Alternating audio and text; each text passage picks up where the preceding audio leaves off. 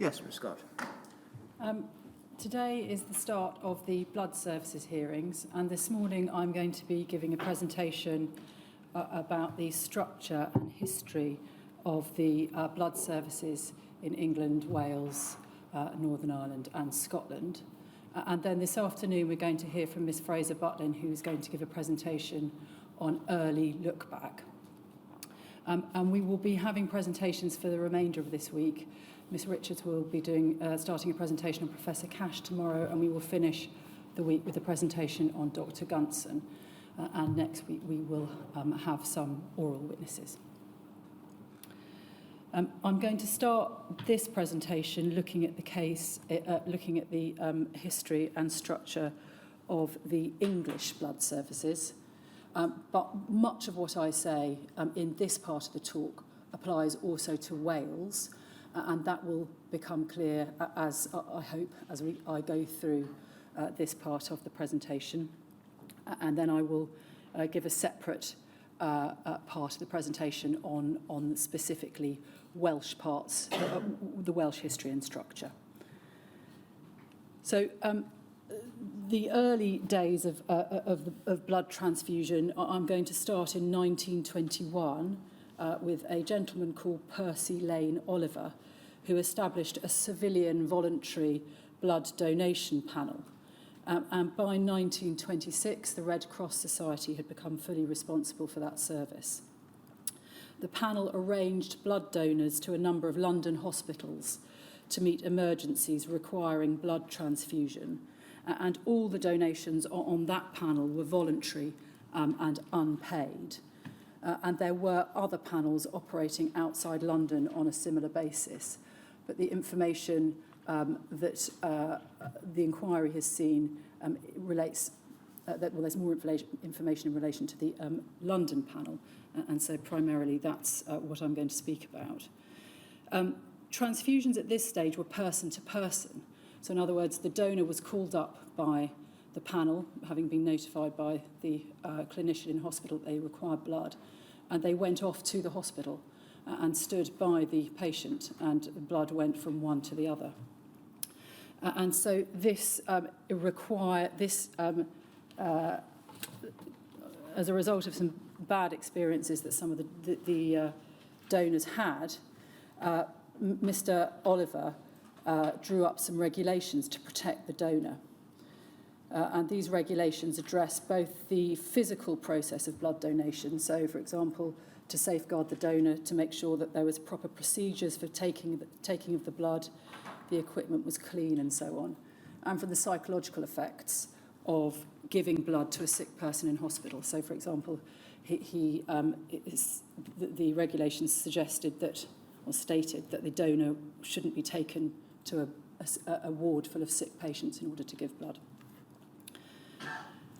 And then moving on then to the outset of the Second World War, Dr. Janet Vaughan, who was a haematologist at the Hammersmith Hospital in London, drawing on experiences in the Spanish Civil War, advanced a plan to supply blood for transfusion to civilians in London. This involved the creation of blood depots, and in 1939 the Ministry of Health approved the establishment of 4 blood depots to treat London civilians. And these blood depots were managed by the Medical Research Council on behalf of the Ministry of Health. So this is the first involvement of government in blood services. It is also the beginning of blood banking on a large scale, which was possible because of the use of sodium citrate solution, which is an anticoagulant that allowed blood to be stored outside the body without clotting. In 1940, in response to a lack of provision outside London, regional blood depots were established throughout the country, and they were established close to large district hospitals in major cities. These depots were set up in Newcastle, Leeds, Nottingham, Cambridge, Birmingham, Oxford, Manchester, Liverpool, Cardiff, and later Belfast. So initially there were 9, and then with Belfast there were 10. These depots, along with some others, and we'll come on to in due course, later became known as regional transfusion centres. These regional transfusion centres outside London were managed by the Emergency Medical Service, as opposed to the Medical Research Council, who was managing the depots in London. In 1943, it was agreed between the managers of the London depots, the Ministry of Health and the Medical Research Council that the blood supply had reached such a scale that national management was required. And in 1946, September 1946, the National Blood Transfusion Service for England and Wales was created by the Ministry of Health. And that encompassed the London depots. The 4 depots were reduced to 2. The regional transfusion centres, by now there were 12 of those, and they were joined in 1955 by Brentwood and 1969 by Wessex, which was based in Southampton, making 14, and that's the number we usually see referred to in the documentation. The regional transfusion centres, sometimes referred to as RTCs, were managed and run by regional transfusion officers, who then became known as regional transfusion directors. They were medically qualified. And these regional transfusion directors, I'm going to refer to them as that throughout this presentation. The regional transfusion directors met regularly with the Ministry of Health, who was responsible for managing the service. The meetings were chaired by Dr. William Maycock, who later became Sir William Maycock, who had been appointed as consultant advisor on blood transfusion to the Chief Medical Officer of the Ministry of Health. The purpose of the regional transfusion director meetings was to advise the consultant advisor, Dr. Maycock, so that he in turn could advise the Ministry of Health. The next event is the creation of the National Health Service in 1948. And that led to the formation of 12 regional hospital boards in England and Wales. And they became responsible for administering hospitals and specialist services in their areas. And the management of regional transfusion centres was transferred from the Ministry of Health to the regional health boards. So there is a period between 1946 and 1948 where there is management by central government of the blood transfusion service in England and Wales. But by 1948, that has been devolved out to the regions, to the regional hospital boards.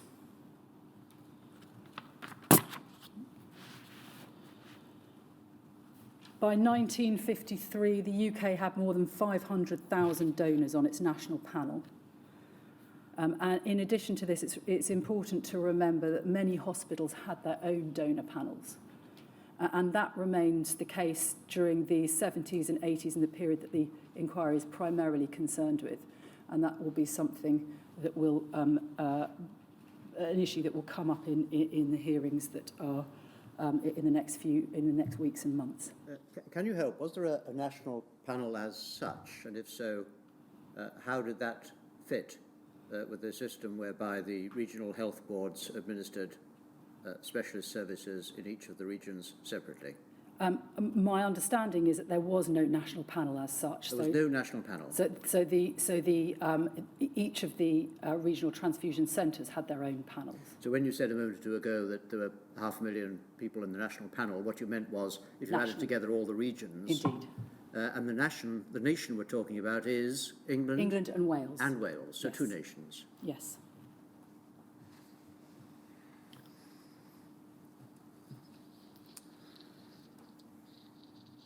Regional transfusion centres were responsible for a range of services, including, and most obviously, the collection of blood from voluntary donors, the processing of that blood and the testing of blood donations, the supply of blood to hospitals within their area, And on some occasions, they also supplied blood to other hospitals and bodies outside their area.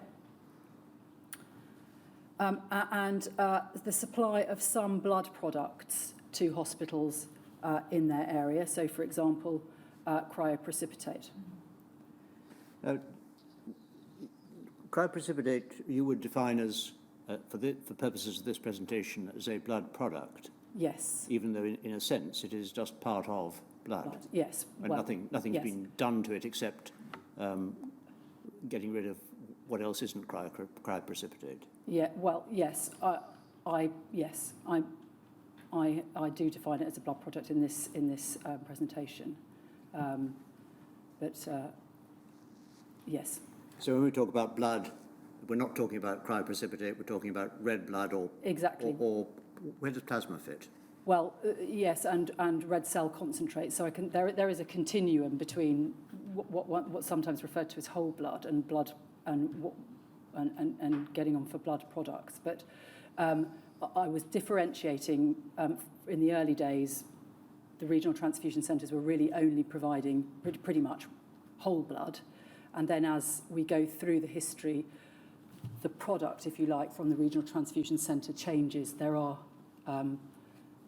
procedures that are carried out to the whole blood to turn them into what I'm referring to as products, although, as you say, it is simply removing plasma, for example, to concentrate red cells, or making cryoprecipitate, or products of that nature. Thank you.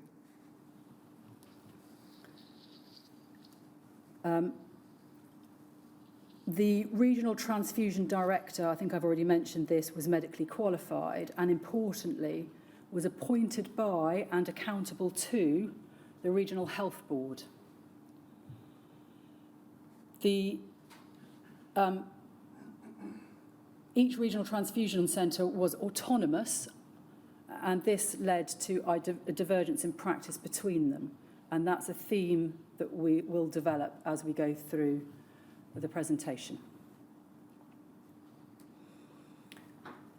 In 1949, Dr. Maycock was appointed the superintendent of the Lister Institute Laboratories at BPL, and in 1954, BPL was established at Elstree, although its history goes back to 1943.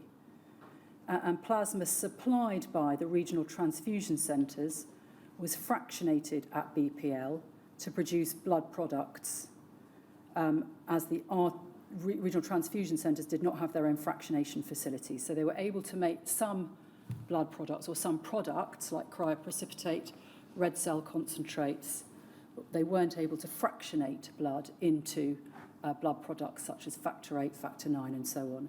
And so they provided plasma to BPL. I'm going to move on now then to 1970, where there were efforts to restructure the NHS generally, and of course the blood transfusion service was affected by those proposed changes. Can we go, Shumik, please, to NHBT 001 7065.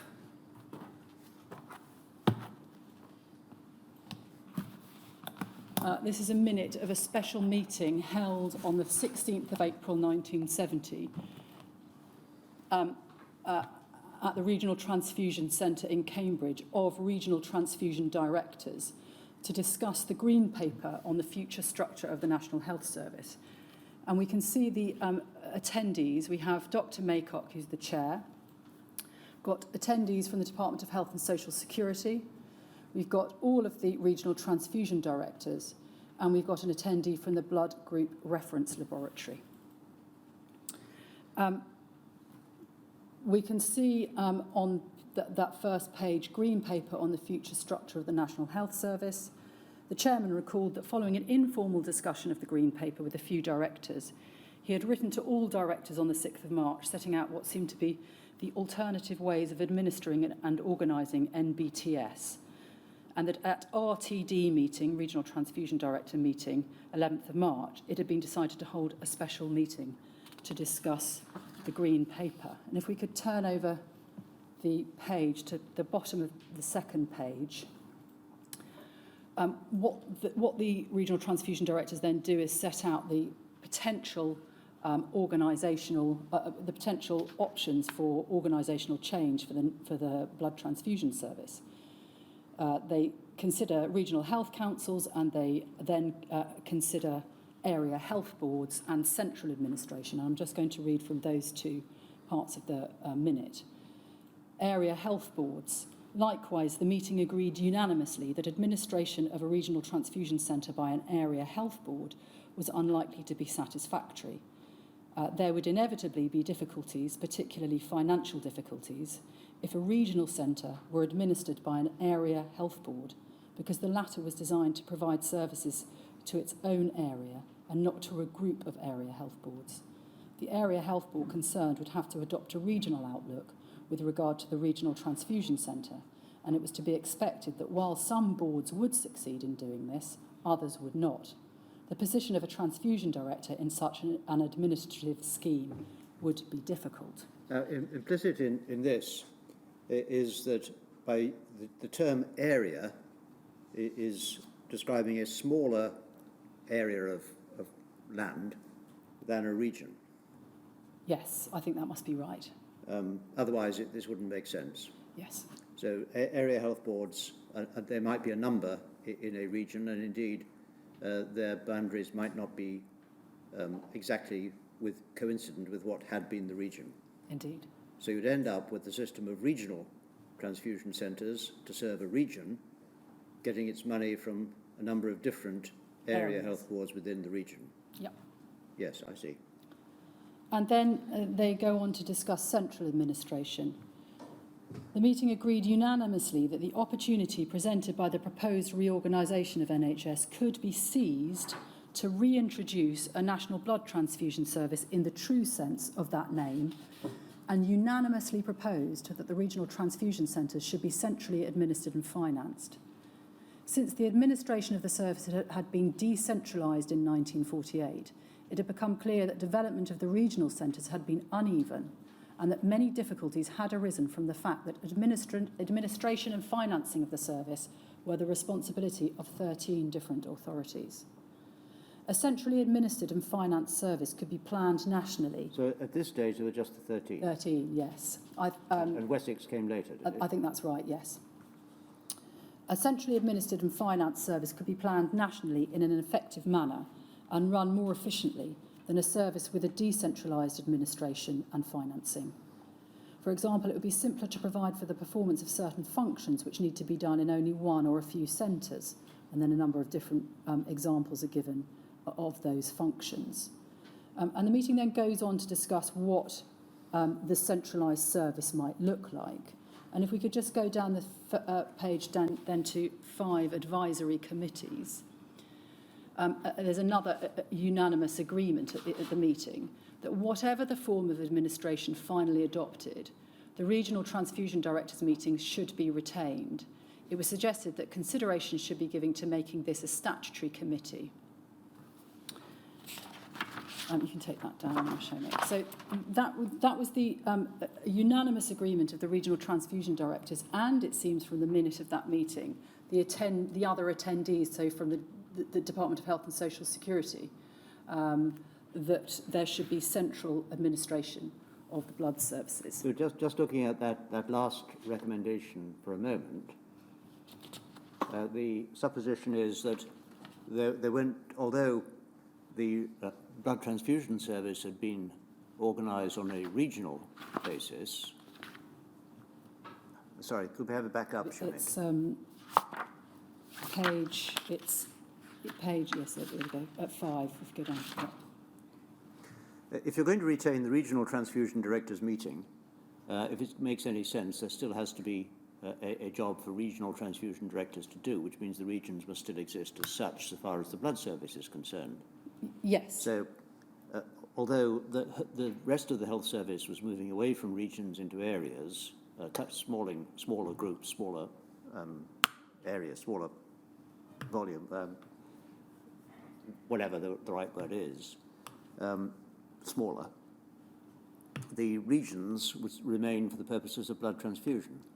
Yes, and equally, looking at it from the other way, if it's to go to a centralised administration, so to be centrally administered and financed, the proposal then is even in those circumstances, the regional transfusion director meetings would still remain. They must have been thinking, well, even with a centrally financed and administered service, you would still need transfusion centres in the regions responding to local demand, and so you would require meetings of the regional transfusion directors. Yes. So either it was going to stay as it was or it's going to go big. Yeah.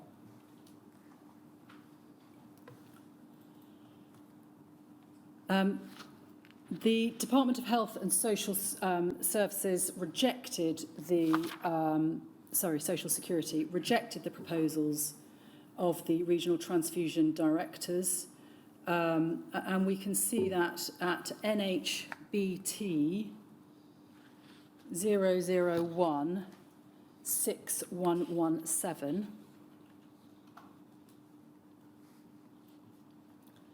This is another regional transfusion directors meeting on the 25th of October 1972. So 2.5 years later, and we can see again similar attendees, Dr. Maycock in the chair, regional transfusion directors. We've got an attendee from the Scottish Home and Health Department and from the Scottish National Blood Transfusion Association. We've got an attendee from the Northern Ireland Blood Transfusion Service, and we've got attendees from the Department of Health and Social Security.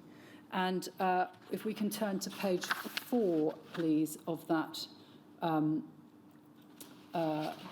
paper we can see under paragraph 3, the NBTS in the revised National Health Service.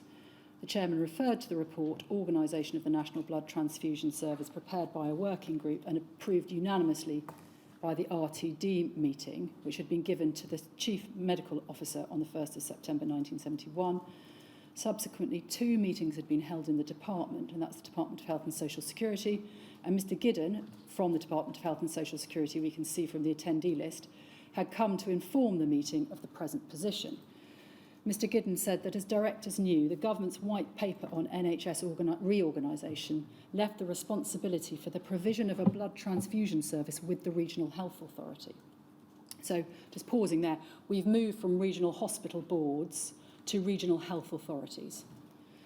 In general, it had been decided that the functions of the RHAs, although extended to include present local health authority functions, should remain the same as those of regional hospital boards now. Nevertheless, the department recognised that the BTS, blood transfusion service, although a vital component of the hospital service, was unlike any other component, and that a degree of central coordination in its operation was highly desirable, if not essential. This existed in an important measure already through the meetings of the RTDs, which, however, had an informal and not a formal basis. In the reorganisation of the health service, it was envisaged that a much more thoroughgoing planning procedure would be adopted, which would allow the department to monitor the plans of health authorities on a continuing basis. This should help to ensure the important requirements of the BTS were not neglected. This was a deliberately new feature of the administrative arrangements, and the staff of the department to be very substantially increased to deal with individual regions. So that's the case put forward by the Department of Health and Social Security as to why there isn't a centralised service. And if we go over to the next page, we can see the reaction to that from the regional transfusion directors. The meeting expressed the greatest disappointment at the department's rejection of its proposals for a centrally controlled service and criticised the delay of more than a year between the presentation of the proposals and this meeting. In the discussion, the following points were raised. Regional Transfusion Directors meeting. 1. Would this become a statutory advisory committee? Mr. Giddon said that it would not. The only statutory committees were those of the Central Health Service Council. It would not be possible to form such a committee which would replace the RTD meeting. So that's no to the other unanimous agreement from that minute we looked at in 1970. Second, The RTD meeting was the only body that could give informed professional and technical advice to the Secretary of State about the running of NBTS.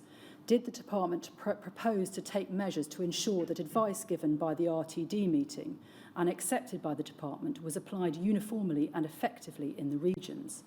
Hitherto, advice, although apparently accepted by the department, might be disregarded regionally. Was the department in future likely to try to ensure that all RHAs carried out centrally accepted advice? And so, pausing there, that's a theme that we see repeated again and again over the years that arises with this regional structure. Mr. Giddon pointed out that the department alone could decide what weight should be given to advice tendered by the RTD meeting. So you may wonder whether that is an answer to the rather tricky question posed there by the regional transfusion directors. Implementation of policy by RHAs. Mr. Giddon explained that the proposed planning cycle described in management arrangements for the reorganised NHS would enable the department to exercise much closer scrutiny of the work of RHAs. For example, it was unlikely that failure by an RHA to provide for capital developments in an RTC would go unnoticed. And again, so it's not clear precisely what that means. But that is something that we will be considering as we go through the hearings. Well, on the face of it, there may be a difference between the idea that the regions have control of their regions and the idea that the government has control of the regions. Yes. And it's difficult to see how both can coexist easily. Indeed.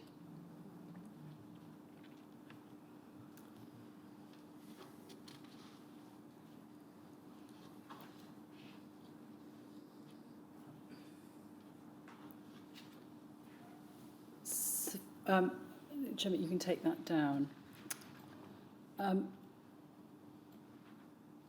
So the plan as of 1974 is the management of regional transfusion centres moves from regional hospital boards to regional health authorities, but with greater departmental scrutiny, as set out in that document. It was recognised that the MBTS required some form of central coordination, as we've seen in the minute of that meeting. And so the Central Committee for the National Blood Transfusion Service was formed in 1975 to coordinate the work of the regional transfusion centres. It was charged with keeping under review the operation of the National Blood Transfusion Service, including BPL and the Blood Group Reference Laboratory in England and Wales, and advising the government on the development of the service. Where exactly did that leave the meetings of the regional transfusion directors? Because that what you told me earlier was what they were doing. So those continued, and one of the criticisms of the Central Committee was that there was no formal liaison or relationship between the meetings of the regional transfusion directors and the Central Committee. And ultimately, the Central Committee was abandoned and was replaced by a different kind of committee. Yes. So it might be helpful to look just at one of the first meeting minute of the Central Committee. We can see that at MRCO 5060_023.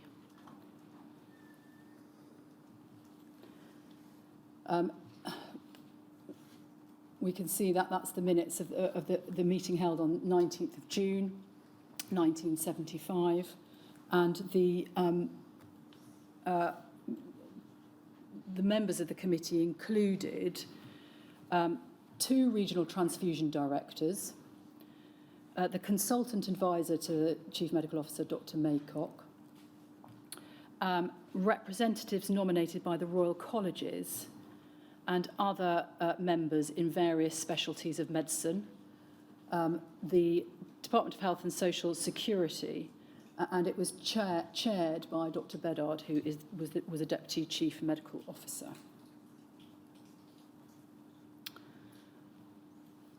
You can take that down. Oh, in fact, hang on, sorry. Sorry, can we turn to page 2 of that document? Yes, if you could just enlarge that so we can actually see it.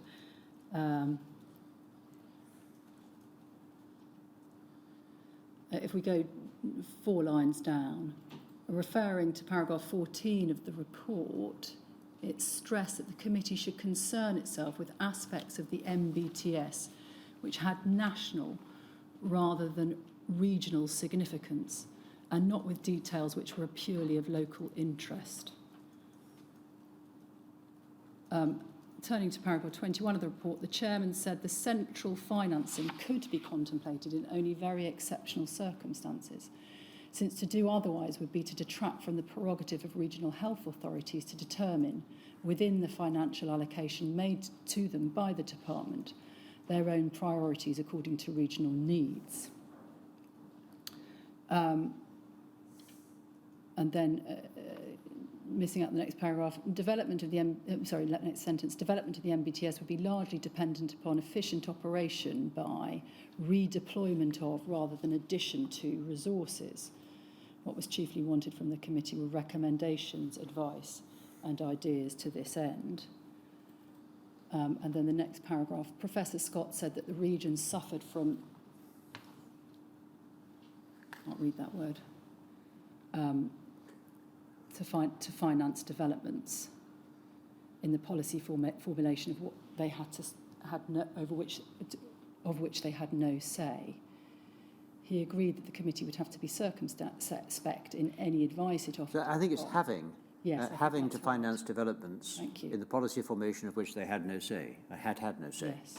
He agreed that the committee would have to be circumspect in any advice it offered to the department which had financial implications.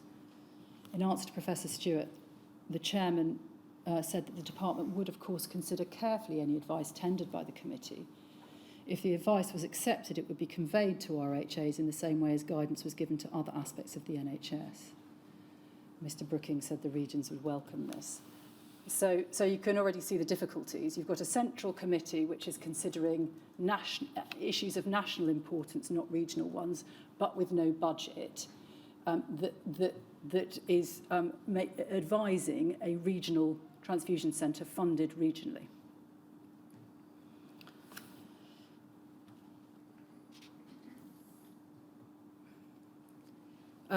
We can see by 1974 concerns being raised about the structure of the blood service from outside organisations, and in particular raising concerns about the impact on that on the drive for self-sufficiency.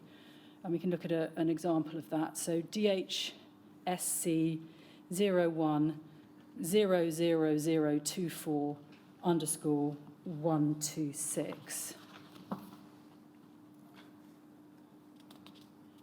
This is an editorial in the BMJ. We can see at the bottom of that page, it's 27th of July 1974. And if we go to the second, it's called Blood Donors in the Transfusion Service. And if we go over to the second column of that, there is at the top, halfway in the top paragraph,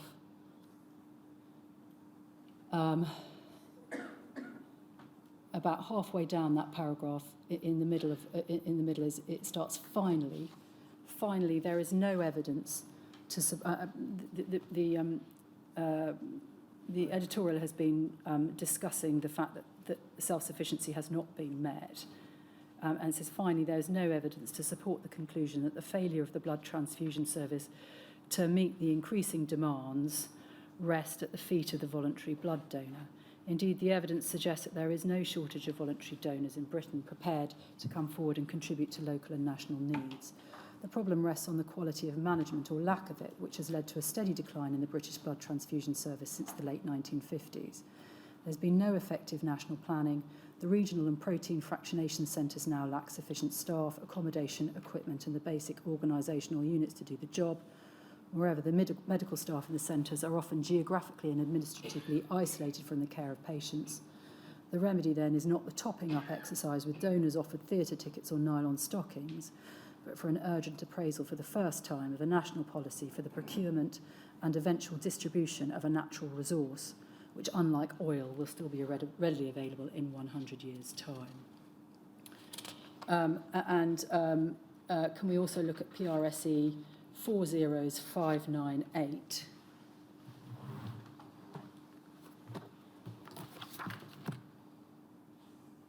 Which is also from the British Medical Journal, and we can see, if we turn over to page 3 of that this article, The Blood Transfusion Service in the National Health, is authored by John Cash, National Medical Director of the SNBTS. And if we go back to the first page, he says, the second paragraph down, the sustained failure of the transfusion service in England and Wales, known as the National Blood Transfusion Service, over the past 2 decades to meet the needs of the National Health Service extends far beyond the provision of factor VIII concentrates. In London and the home counties, there are chronic and occasionally serious shortages of blood, which have an appreciable impact on both the NHS and a large uncontrolled private sector. And if we go to the bottom of that column, many general managers of regional health authorities must view their regional blood transfusion centres with some concern. These centres continue to produce the therapeutic products against no nationally agreed specifications, yet are within 9 months of new legislation on product liability. They are aware of severe shortages in adjacent regions, but have no mechanism to give or receive help. And then if we go down that column to what went wrong, and halfway down that paragraph there,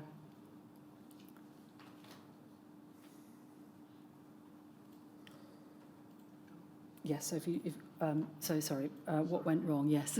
So halfway down the paragraph, we start, the National Blood Transfusion Service is a fragmented and disorganised shambles. Thus it has been possible, and on many occasions, for severe shortages of blood to arise in one part of the region of the country, while less than 10 miles away in another region, the Regional Health Authority is dismantling part of its blood collection programme because of sustained excess. And then going down to the last whole sentence in that paragraph, somehow the concept of the gift relationship of the voluntary donor and the needs of the patient have been lost by a service which in truth is a series of tight compartments with little or no facility to work together. This system of management is wholly inappropriate for modern blood transfusion practice. It is both wasteful and dangerous. And then if we go over to the right-hand column, to the bottom of that section called A Foundation for Change, we see a third of the way through that last paragraph, the only option that will provide the quality of service the health service in England and Wales need, and the one that will give the blood donors an assurance that their gifts are appropriately used, is the creation of an integrated national blood transfusion service, which is removed from direct regional health authority funding and managed by a new and separate health authority, which includes the blood products laboratory. So that's the rather strongly expressed view of Professor Cash about the English service. Now, he was expressing that from a Scottish perspective. Indeed. When he talks about the creation of an integrated national blood transfusion service, is he talking about a service for England and Wales, or England, Wales, Scotland and Northern Ireland? My understanding is that it's for England and Wales rather than for a truly national service. And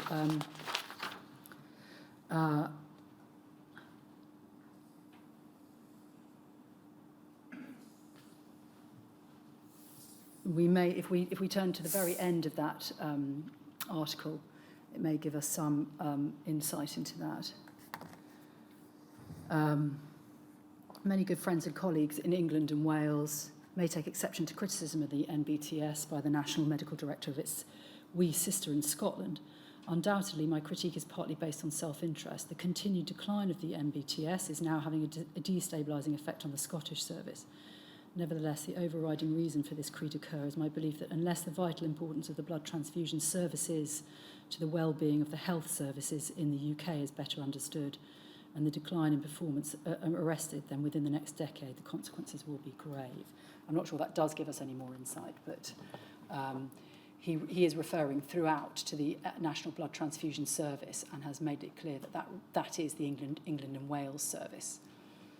So I had read it as referring to the England and Wales service rather than a cry for a fully integrated UK service. Yes, well, he appears to be saying that the Scottish service is doing rather better than he sees the NBTS as doing. Yes.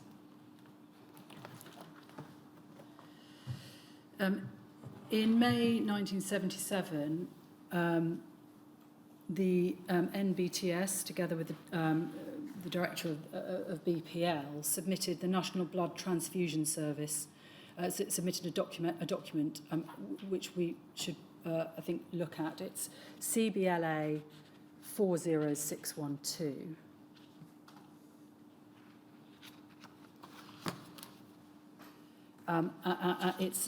If we go over to the second page, we can see it's a document called the National Blood Transfusion Service, its present status and proposals for reorganisation, a submission prepared for consideration by the Royal Commission on the National Health Service. So this is 10 years before what the article you've just shown me. Indeed. And if we go back to the first page, we can see in the letter from Dr. Gunson to the Royal Commission, enclosing the document, it said that this document represents the consensus of opinion of the directors of regional transfusion centres in England and Wales and the director and director designate of the Blood Products Laboratory, Elstree. And so that's the basis upon which the document's been authored. And then if we go over the page to page 3, we can see the summary of the report. I'm going to pick it up at C. During recent years, the transfusion service has assumed an increasing national role, which has suffered from constraints arising from regional development, inadequate central coordination and financing, and a poor integration of the activities of the regional transfusion centre. And then at D, proposals are put forward for improving the national commitment of the transfusion service by allocation of central finance and management through a statutorily constituted executive committee and the appointment of a national medical coordinator. Proposals are made for the retention of flexibility of regional transfusion centre functions within regions. And then E, it's essential that the regional transfusion centres are provided with adequate resources, accommodation, etc.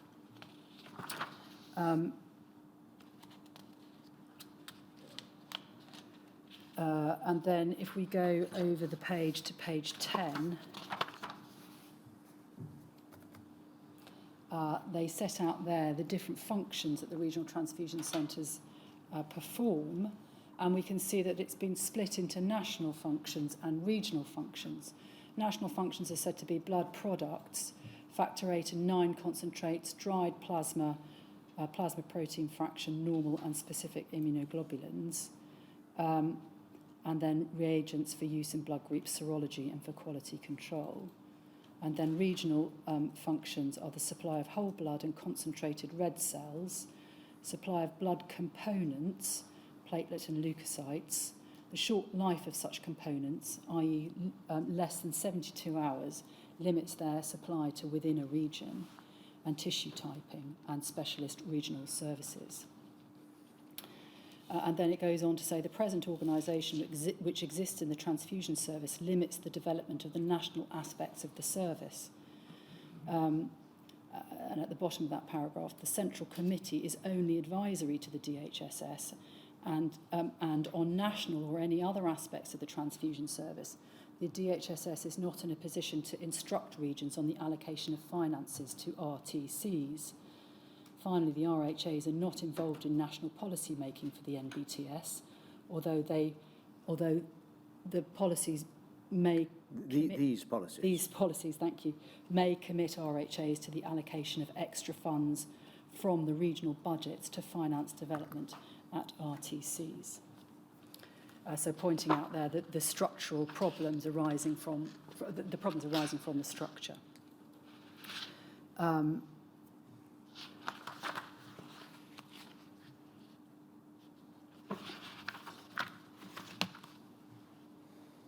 next event that happens is that Dr. Geoffrey Tovey succeeds Dr. Maycock as the consultant advisor in blood transfusion to the Chief Medical Officer. That happens in 1978.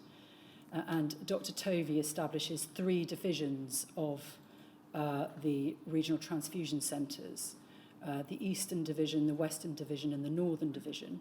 And they have divisional meetings, so groupings of regional transfusion centres getting together to create super-regions and discussing issues that apply to their regions. And they were tasked, those regional meetings were tasked by Dr. Tovey with discussing national blood transfusion service policy ahead of regional transfusion director meetings, and were encouraged to advance policy proposals. So we now have the regional transfusion directors are meeting in 2 different forums, all together in regional transfusion director meetings and then in these divisional meetings. We understand that by March 1979, Department of Health and Social Security had not been convinced by the proposal we've just looked at to centralise the blood transfusion service. And so Dr. Tovey drafted a report in February 1980 entitled Proposed Plan for Reorganisation of the NBTS, which I don't think we need to go to, but for those that want to look at it, it's DHSC 302197_089. And in that report, he stated that there was a general appreciation within the service that the major defects within the service were unlikely to be overcome in the absence of a national managed authority with statutory powers. But he noted that such a policy was not going to be implemented immediately. And so he made a number of interim suggestions to try and improve the coordination amongst regional transfusion centres and for closer links with the Scottish National Blood Transfusion Service. And one of the suggestions he made was for the introduction of a central coordinating committee for the National Blood Transfusion Service due to the perceived failure of the central committee to carry out that coordinating role. And that was adopted by the Department of Health and Social Security in 1980 by replacing the central committee with a new advisory committee on the National Blood Transfusion Service. That committee was chaired by the Department of Health and Social Security, and it was made up of a regional health authority representative. So understanding where the finances for the regional transfusion centres come from, there is now a regional health authority representative on that advisory committee. Regional transfusion directors representatives, the director of BPL, the consultant advisor to the DHSS at that time, Dr. Tovey, and observers from the Department of Health and Social Security, from the Scottish National Blood Transfusion Service, usually Dr. or Professor Cash, Dr. Doyle from the Welsh office, and Dr. Acton from the DHSS in Northern Ireland. And the terms of reference for that committee were to advise the DHSS and the Welsh office on the coordination of the development and work of regional transfusion centres and the central blood laboratories in England and Wales, and to advise on the coordination of the regional transfusion centres and central blood laboratories with that of Scotland and Northern Ireland. So, as I understand it, that's the first time there was a formal brief, if you like, for looking at coordinating the blood services in England and Wales with that in Scotland. Albeit it was through an English and Welsh committee.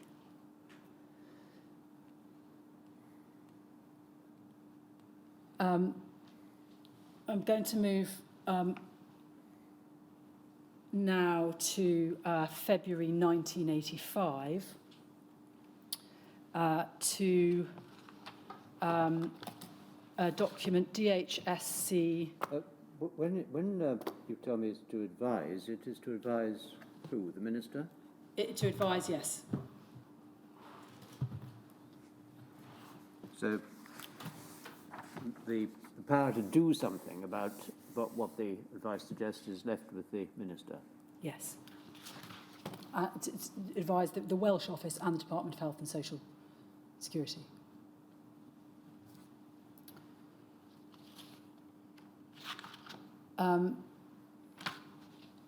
So moving on now to February 1985, DHSC 302259_037.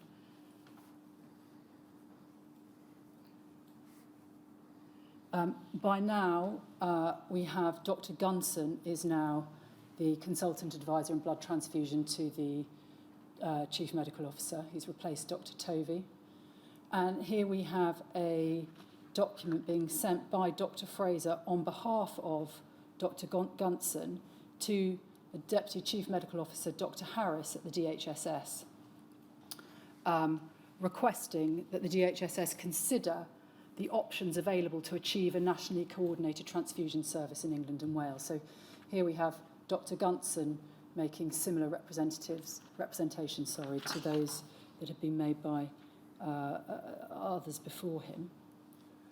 And if we turn over the page, we can see the title, Regional Transfusion Directors Committee, Organisation of the Blood Transfusion Service. And the document sets out, if we go over to page 2. So we have there the title, Organisation of the Regional Transfusion Directors Committee, Organisation of the Blood Transfusion Service. And the document sets out the background and the functions of the regional transfusion centres. And then if we go on to the next page, page 3, I'm going to look at paragraph 5. This part of the document, they're concerned with the problems of the current structure and setting out some of the problems. Just draw your attention to the part on plasma supply. Plasma supply for the preparation of fractionated products has highlighted the difficulties of coordinating the activities of regional centres. While certain RHAs have agreed to increase plasma collection in line with national targets, others have only agreed in principle without specifying a timescale and may not exceed the plasma required to attain regional self-sufficiency. One RHA has not responded to the request for additional plasma. There are, again, RTCs who will find it difficult or impossible to achieve a level of plasma collection with regional self-sufficiency, whilst others have the potential to supply in excess of their regional needs. And then over the page, Dr. Gunson sets out the particular advantages of a nationally coordinated committee, coordination of the work of the regional blood transfusion centres at paragraph 7, a coordinated national blood collection programme making the maximum use of donor base throughout the country, more effective coordination of the activities of the central blood laboratories with the regional transfusion centres, planned activities at certain RTCs for special services and plasma collection for certain products could be based on a national programme and not be reduplicated in each RTC. 7.5, rationalisation of blood collection and labile product production could lead to significant revenue savings. 7.6, a nationally coordinated service would avoid the anomalies which exist at present in a number of regions where a district hospital is more appropriately served by a regional transfusion centre outside its own region. And the paper finishes at paragraph 9 with a request from the regional transfusion directors that the DHSS consider the options available to achieve a nationally coordinated transfusion service for England and Wales, and requested a working party is established in order to do just that.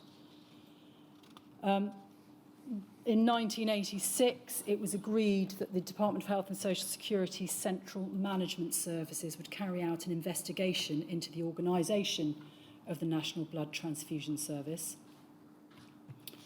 And they carry out, their report is dated October 1987.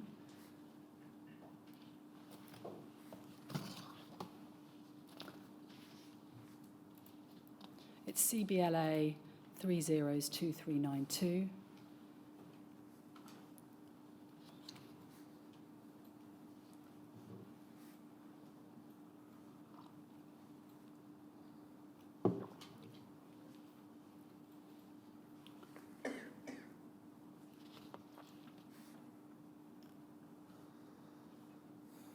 And we can see there an organisational study, and at the bottom we can see it's NHS Management Consultancy Services, and that's October 1987. It's a lengthy piece of work which involved visiting a number of regional transfusion centres and considering in detail the work undertaken by the centres and differences in practice that they came across during their investigations. They, if we go to page 6 of this, so paragraph 5, they say, on the question of organisation, we suggest there are 3 options available for the future of the BTS. The implementation of the recommended information system is crucial to each, so they'd identified that there was not sufficient reliable management information to allow effective management of the regional transfusion centres. And so briefly the 3 options are, and the first one is effectively leave the organisational structure as it is, but introduce reliable management information and continuing financial constraints to allow for more coordinated and effective management. The second option is second option is that to tackle the question of the relationship between the Central Blood Laboratories Authority and the Blood Transfusion Centre, and the problems with a lack of coordination between regions. And the second option is said to tackle that by raising the profile of the existing Regional Transfusion Directors Committee and the Advisory Committee on the Blood Transfusion Service, and by introducing a new coordinating committee for CBLA and the BTS. Under this option, the committees would have no executive power, as this option envisages that the BTS would remain a regionally managed and funded service. However, by formalising the role of the committees, it's suggested that greater cognizance may be taken of their views and decisions. So effectively sort of power up the existing committees and structures.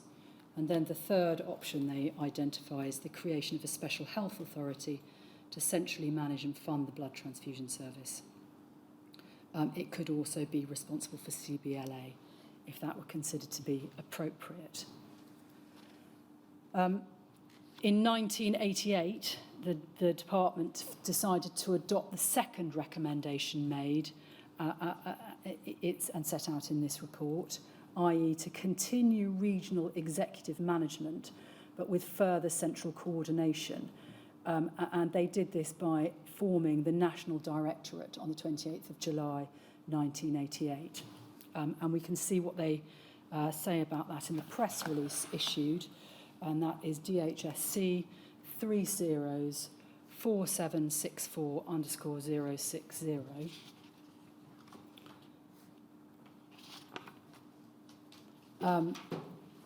National Management Structure for Blood Transfusion Service. Edwina Curry, Parliamentary Secretary of Health, today announced that new management arrangements would be made to provide a formal national management structure for the National Blood Transfusion Service.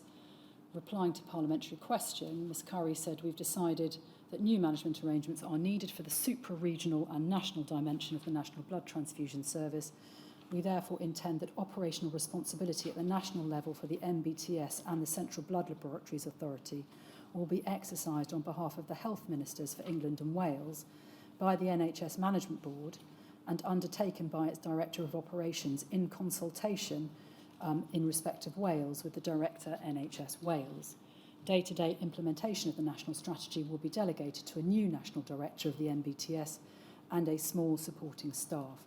The key objective will be to implement a cost-effective strategy for ensuring an adequate supply of blood throughout England and Wales, to implement a cost-effective strategy for the supply of plasma to the Blood Products Laboratory of the CBLA, coordination of activities of the NBTS and the CBLA, and to promote the efficiency of the NBTS. So this body, the National Directorate, was directly funded by the department. Dr. Gunson was appointed as the National Director and reported to the Director of Operations of the NHS Management Board. Mr. Roger Moore, a civil servant at the department, was appointed the Deputy Director. But management of the individual regional transfusion centres remained with the regional health authorities. And Dr. Gunson, in his statement for the hepatitis litigation, described the National Directorate as operating via persuasion rather than executive power.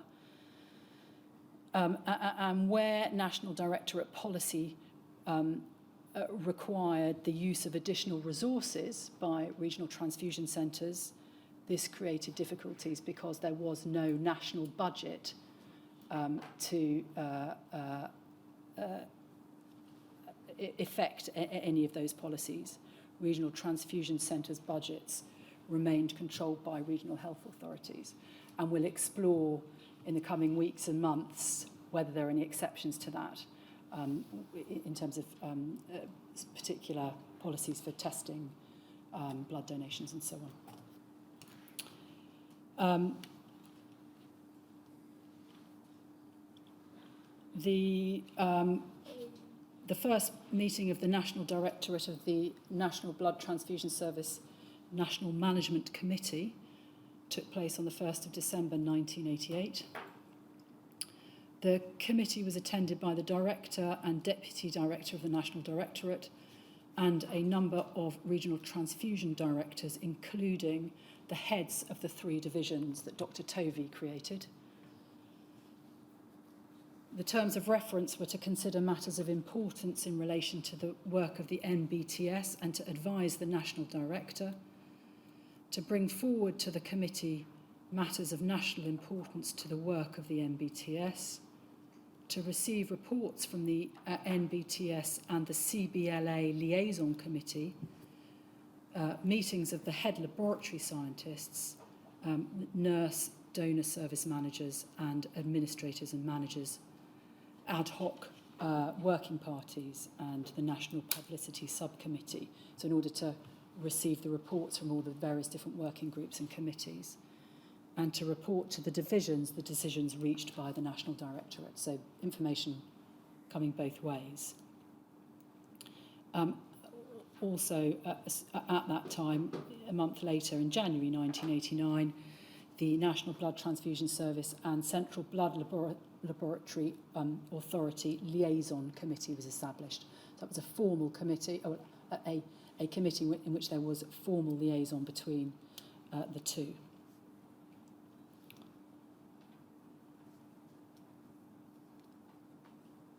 Also in January 1989, the Regional Transfusion Director meetings came to an end. So that's the full meetings of all the Regional Transfusion Directors. The meetings of the Divisional Directors continued, so the 3 divisions continued to meet, but there was no longer the regular meetings between all of the Regional Transfusion Directors. Which of the divisions dealt with London? The Eastern, I believe. Let me just check. Yes, Eastern. North London, Brentwood, South London and Cambridge. The Western Division was Oxford, Bristol, Southampton, Birmingham and Cardiff. And Northern was Newcastle, Manchester, Sheffield and Leeds.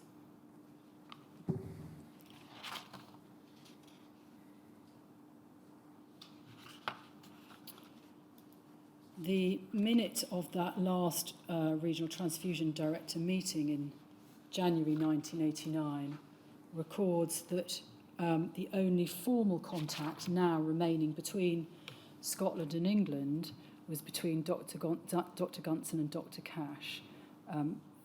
The reason for that was that Scottish directors would attend those meetings.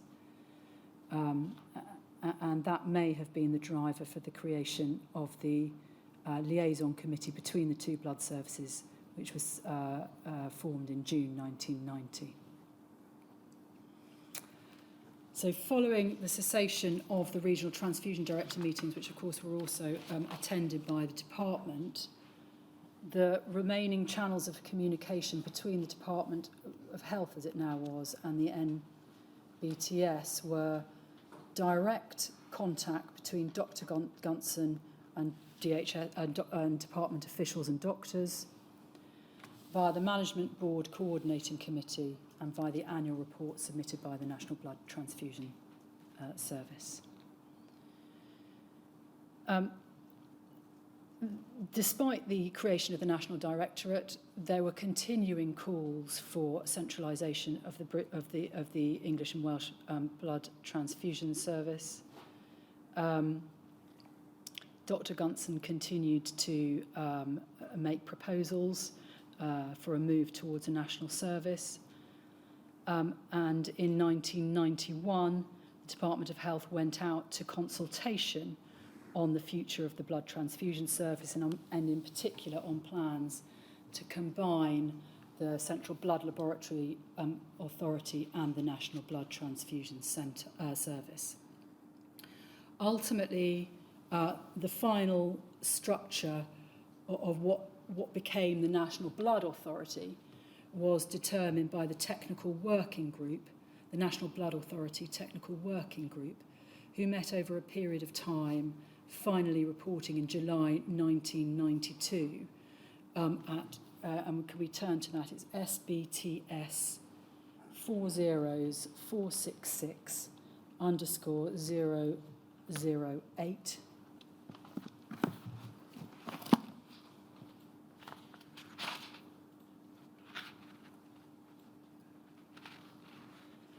We can see there the report of the Technical Working Group on operational aspects of the National Blood Authority.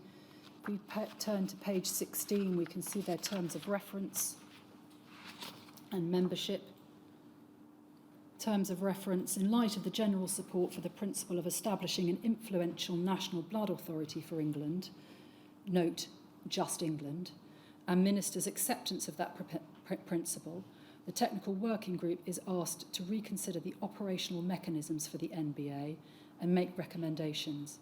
In particular, the group should examine the proposed role of the NBA as the central coordinator for blood supplies to hospitals, its proposed role in the allocation of capital to the regional transfusion centres, the composition required for the NBA to provide a satisfactory balance of interests between the users, the RTCs and the BPL, which could take proper account of donor interests. In framing its recommendations, the working group should take full account of the established policy in relation to self-sufficiency and the need for the NBA to respond to developments within the EC. And then we can see the list of members of the working group who include Dr. Gunson, Dr. Wagstaff, who was a regional transfusion centre director, representatives from regional health authorities, and from the Welsh office, and from the Department of Health.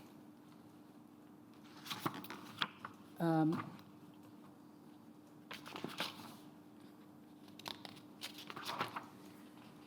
can see the summary of recommendations at page 4.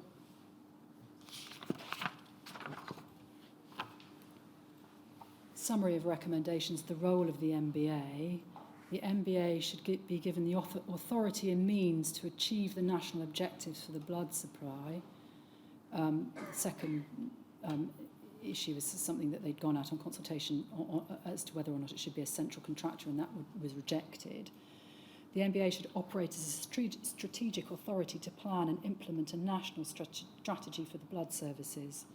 The MBA should approve key aspects of the RTC's business plans and monitor their output. The MBA should control the transfer of plasma to BPL for contract fractionation at agreed quantities, quality and handling charges. So you can see there, sir, that there's already the RTC structure is to remain, but with the MBA sitting above it, controlling certain aspects and approving business plans.